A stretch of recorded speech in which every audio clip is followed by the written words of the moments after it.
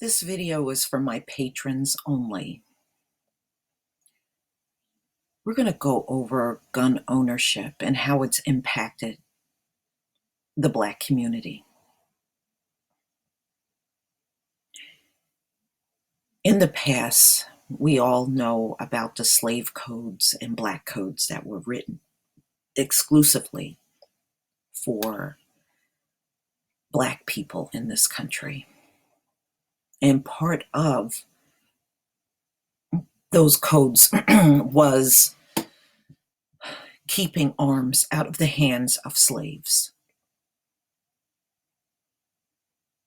How do you keep enforcing white supremacy over the Black community? You do it by making sure you outnumber them in weapons and trying your best to keep the weapons out of their hands. And that's what they have done to us for centuries in this country.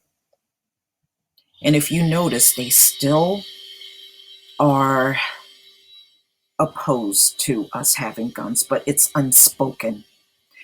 How do you know this? You know this whenever you see the deaths of someone like Philando Castile, Tamir Rice, Sandra Bland, where our people are executed when they can't really physically fight back. And that's the way they want to keep it. You know, if we arm ourselves, believe me, they'll be less inclined to mess with us.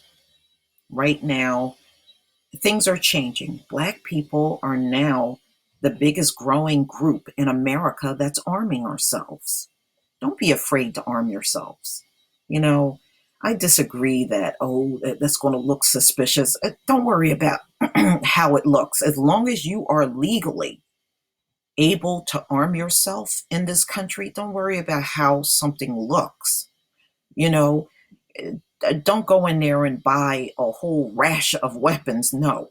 But if you're going to get a gun for yourself or buy one gun for yourself, one gun for your wife or your husband, then that's fine, you know?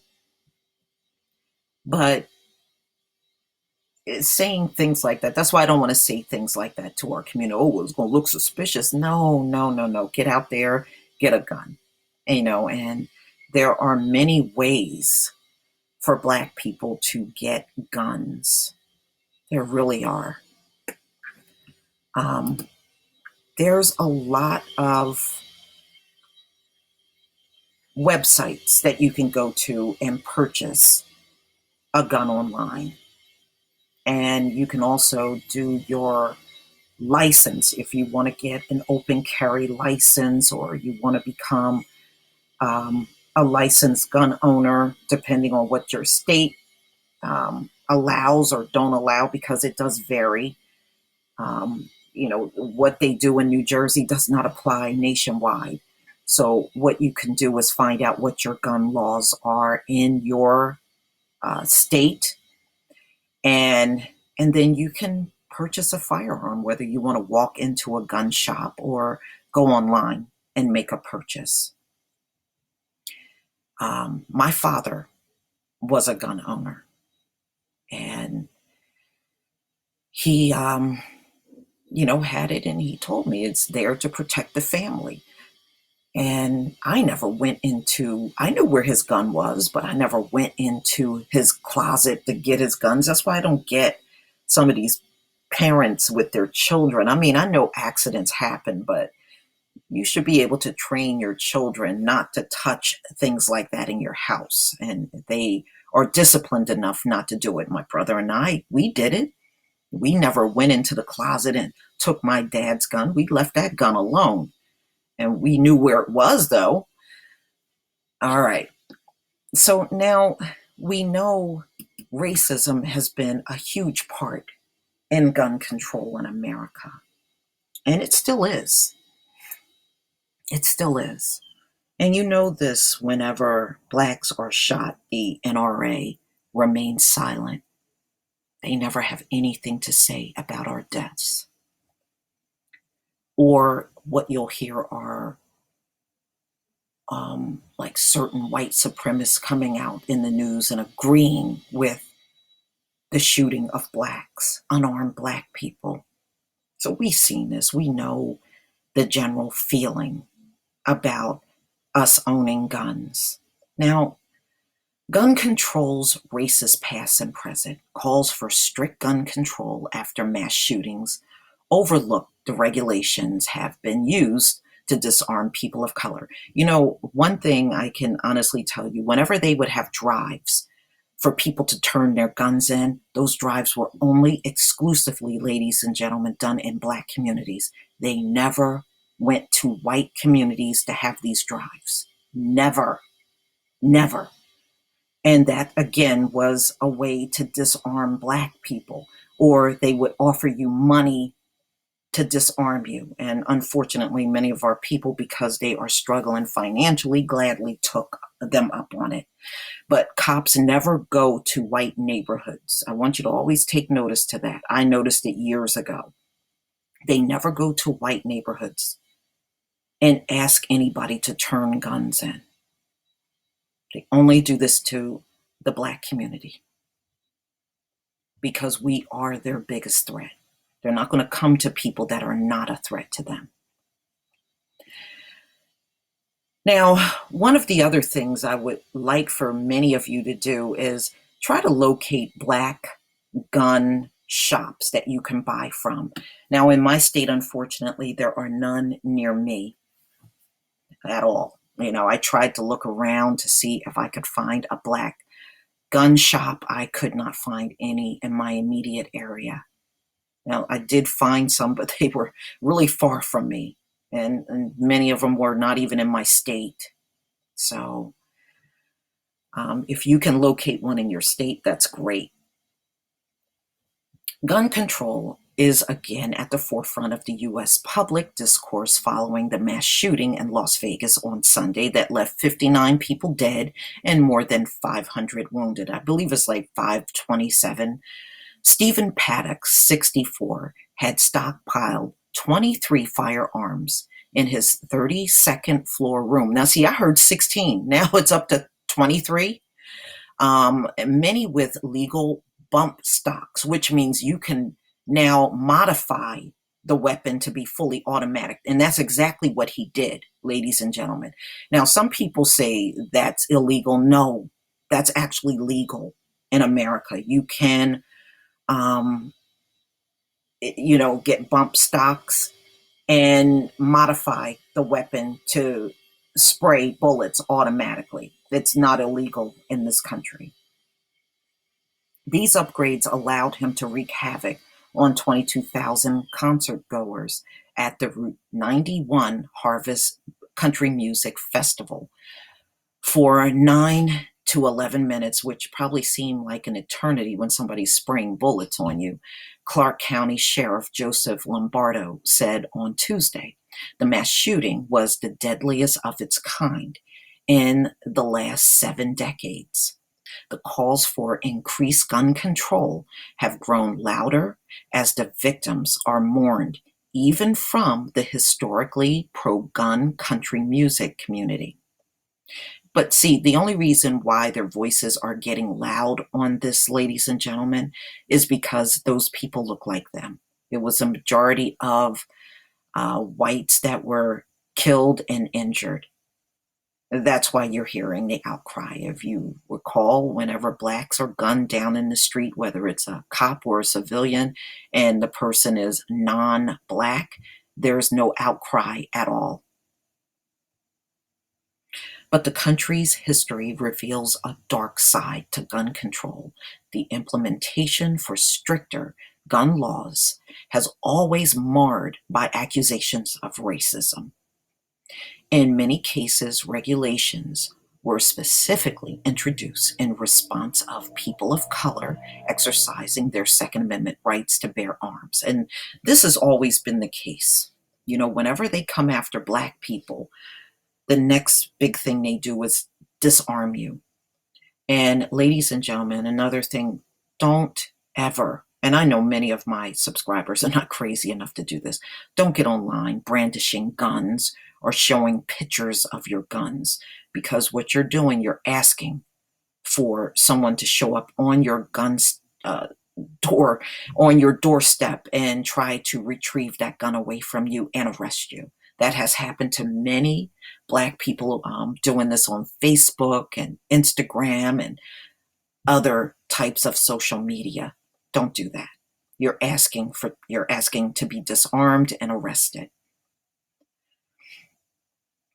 Complex history. Gun ownership is part of the fabric that makes up U.S. identity, with the right to bear arms found in the Constitution's Second Amendment adopted in 1791. But racism in gun laws predicates the founding of the nation. A century earlier, the colony of Virginia had laws prohibiting slaves from owning guns. After being emancipated as a result of the Civil War, 1861 to 1865, Southern states passed laws known as Black Codes. And we know the Black Codes were to make sure we were never armed so that they can keep enforcing white supremacy on the Black community. And that's really why they wanted to keep you disarmed, so it would ensure that you would never fight them back. Saul Cornell, a professor of Fordham University and researcher who focuses on the history of gun control, said the story is very complex. It really is not complex. It's a very racist story of laws being made to keep Black people disarmed. And ladies and gentlemen, look at this picture on the screen. This picture are weapons confiscated by the Black Panther. These are the feds, and the LA police went in to the LA branch of the Black Panthers and disarmed them. So you can see clearly with your own two eyes the history of them doing this to Black people. Okay. And they used to always love to take these shots and then go public with these big, huge stories about the cache of weapons they took away from Black Panthers.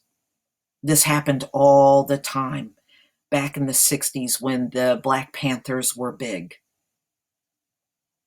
All right.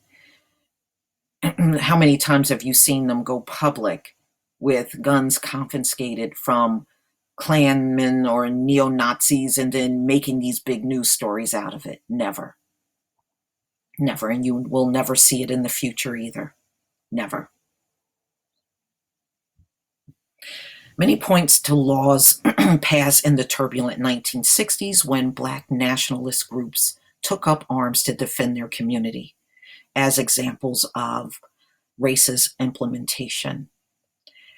And that's because, see, the Black Panther Party was formed due to police brutality. There were cops, the same thing you're seeing going on today was going on back in the 60s and even prior to that.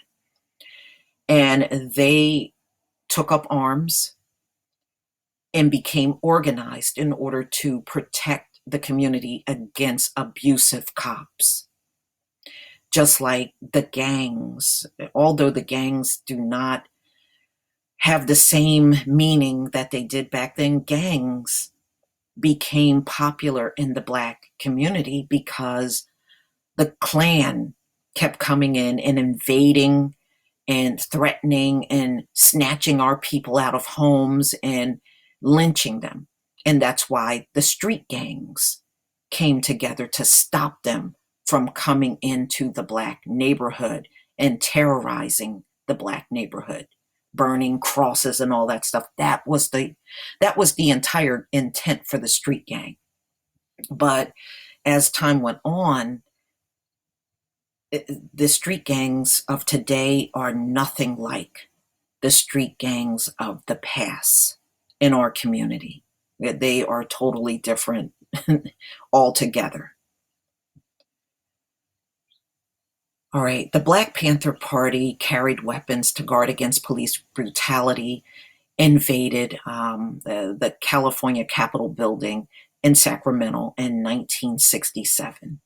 And back then, Ronald Reagan, who I absolutely hate, was the governor of California. And he was the one that prohibited open carry weapons in public places after, what the Black Panthers did, of course. Of course, it wasn't done as long as white people were doing it. The following year would see the passing of the Gun Control Act of 1968, signed by then President Richard Nixon. The law banned Saturday night specials, and that was a big weapon that a lot of people in the Black community had because they were cheap, and affordable. And that was why so many Black people had that weapon, Saturday night specials. Handgun associated with crime and minority communities, as well as barring felons, the mentally ill, and others from owning weapons. And I remember at one point, people would illegally sell those, and they probably still do, those Saturday night specials right out of their trunks of their cars. That was another big thing that was going on in the Black neighborhood when I was growing up. You would have a Black man with guns loaded down in his trunk, and he's selling them throughout the Black community. Yeah, it was illegal, but people got them, especially people that knew, they couldn't do it legally because they had a felony. That's the way it was done.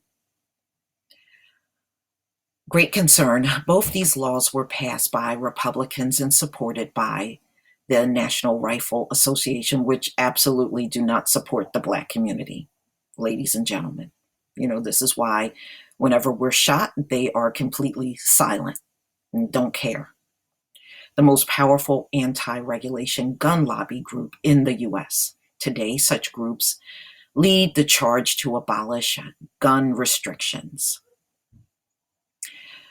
There is an irony, in fact, that right-wing politicians in the NRA were definitely in favor of gun controls when there was great concern among white Americans. Claiborne Carson, a Stanford University professor and historian who has devoted his professional life to the study of civil rights campaigner Martin Luther King Jr., told Al Jazeera. The NRA changed policies in the 1970s, adopting the anti-gun control stance. The organization has continued to advocate for gun owners.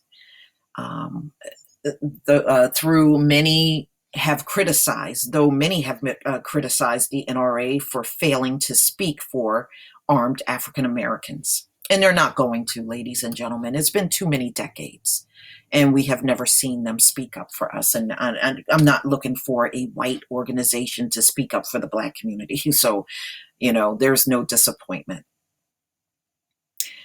Gun ownership activists have taken open carry demonstrations during the mostly white activists march in public spaces while carrying assault rifles in recent years. And this became really big during the Obama administration, if you can recall.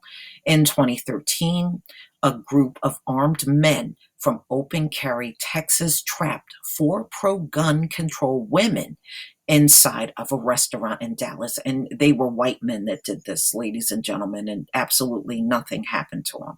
If they were Black men that were armed and did that, they would have all been gunned down and killed. We know that. Carson said a few Black people would survive very long if they conducted similar protests in situations where they were likely to be confronted by police. Absolutely right. The silence of the NRA following the 2016 murder of 32-year-old Philando Castile, after he clearly disclosed that he had a licensed firearm to Minnesota officer Yanez. And I remember, oh man, he shot him for nothing. He stood back, took a stance, and then shot him. It was ridiculous. It was uncalled for, and this man should not be free. During a routine traffic stop, hammered the point home for many African American gun owners. Outcry from grassroots Organizers prompted the NRA to issue a statement calling the events in Minnesota troubling and saying proudly support the right of law abiding Americans to carry firearms for defense of themselves and others, regardless of race, religion, and sexual orientation, which we know is a load of bullshit. If they really felt that way, then they would never have written it into the slave codes and black codes for you blacks never to have firearms. So it's a bullshit statement. Um, Carson said clearly that the notion of openly carrying weapons is a new dimension of gun ownership that is explicitly and increasingly available to white Americans, but implicitly denied to black Americans. Absolutely right. Nonetheless, African American gun ownership is on the rise, which I am so happy this is happening. Throughout much of American history, gun control was a method of keeping blacks and Hispanics in their place, for a lack of better expression. Tiffany Ware of the Brown Girls Project, an initiative that aims to encourage and inspire black women and teaches them responsibly own and use firearms, told Al Jazeera. For many, the near daily news of another black person killed by police has been motivating to exercise their Second Amendment rights. The Guardian paper, the Counted database, found that African Americans, who make up around 12% of the population, come on, give it up, y'all, nobody's buying it, constitute almost a quarter of the 1,092 killed by police in 2016. The U.S. has experienced a notable increase in hate crimes in the months following the election of Donald Trump, which we all know. Ware said that the increasingly blatant racism in the US under the Trump administration is another motivating factor. It's driven by fear and a need to protect those that we love, Ware said. With this in mind, BGP began hosting workshops on self-defense, gun ownership, and laws for Black women. We are the organizers of our families. We have to be prepared, Ware said. And here's a chart that came out by the Pew Research that shows, just a breakdown on how many people personally own guns, how many are in households, how many have firearms, and own a firearm for protection. So you can see it on this chart.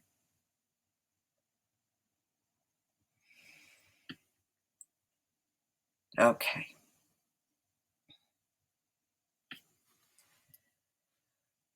The complicated relationship between African American community and the gun control makes it difficult to imagine new controls, the BGP's Ware said.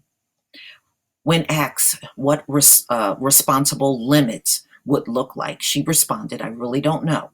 It seems to me that it's not the people who own firearms legally that are the problem. Ware says she isn't against new controls, and being a gun owner doesn't form an important part of her identity. Motherhood, her community, and career, among aspects, come first. The systematic bias in the US must be dealt with, she said.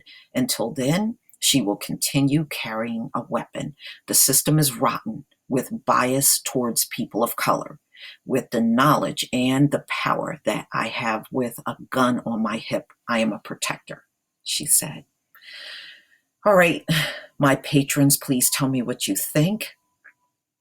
I, for one, I am definitely for our people arming ourselves and protecting ourselves in this terrible climate that we're in.